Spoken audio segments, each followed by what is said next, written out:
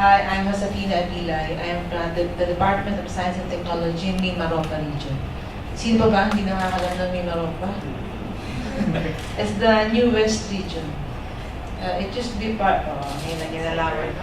Yeah, there used to be Region 4, di ba?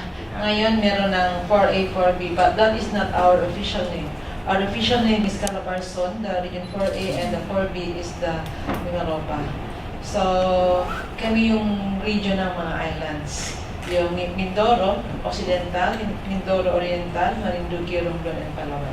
But more or less, even if I am here from Mimaropa, more or less we do the same thing. This is one of the things that we do. And again, one of the things that we do. There are so many things that we do. So I think we are into practice. Practice ba yung you establish, you help, you assist a social enterprise, or you assist an upcoming organization to become a social enterprise. I think we are into that, and I think we have some concerns and we need partners because we do not have all the expertise. We are science and technology, so all we can provide is the technological matters. With a concomitant training, for example, we provide a vacuum fryer.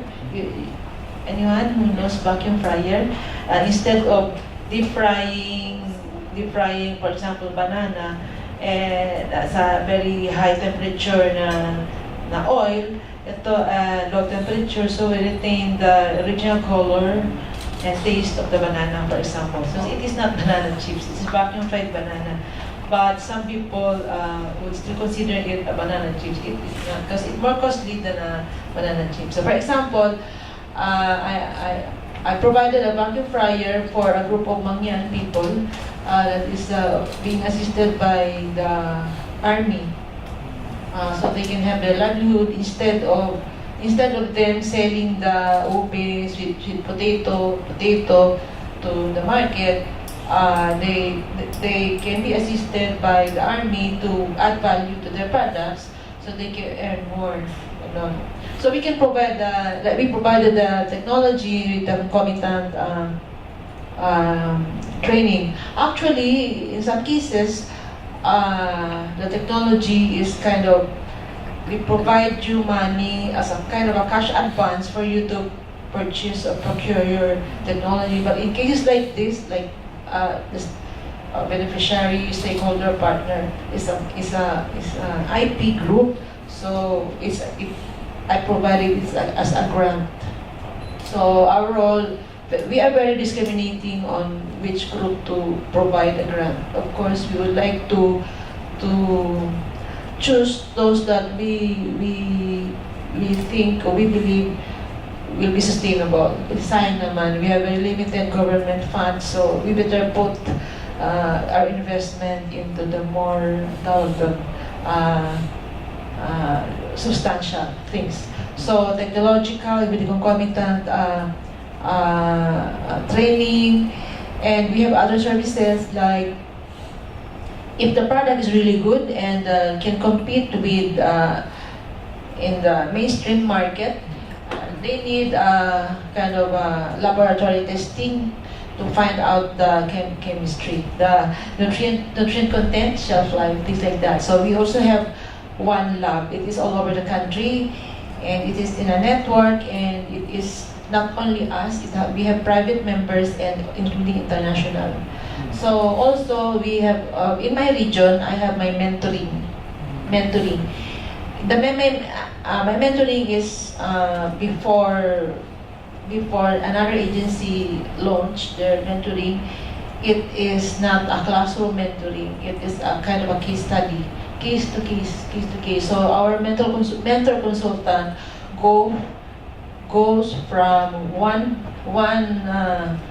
community-based enterprise to another because they have different needs. So the recommendations for addressing their gaps are different. So we used to have packaging and labeling, but another agency is into it, so we kind of slow down in the packaging and labeling. But in the other agency, what they mean is the shelf life and nutrient analysis. in ours, in our packaging labeling, we can develop the appropriate packaging, or including testing the compatibility of the packaging material and the specialty food products. We can develop packaging to not only to food, also like furniture, fresh produce, things like that. So, ano ba, hindi ko nasabi. Consultancy, productivity consultancy, manufacturing productivity consultancy, like we send you a consultant to study your productivity in your firm. So, yung mga ganun, ha? Ha? Ano?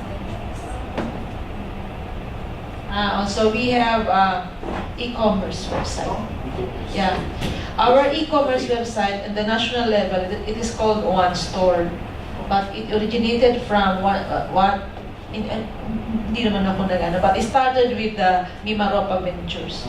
So we made the Mimaropa Ventures, and it was the previous secretary decided that it become national.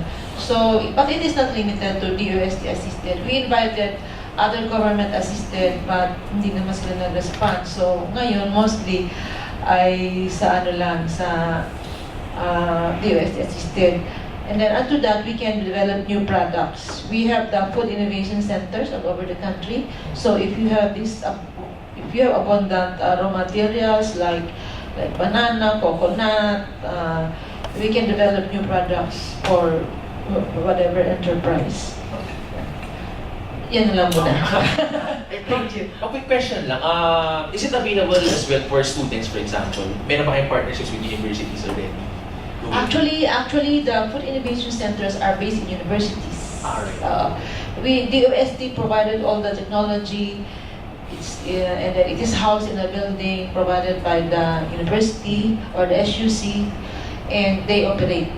They operate the food innovation center, and they spend for they provide the manpower and the operating expenses, but we provide them all the technical trainings regularly.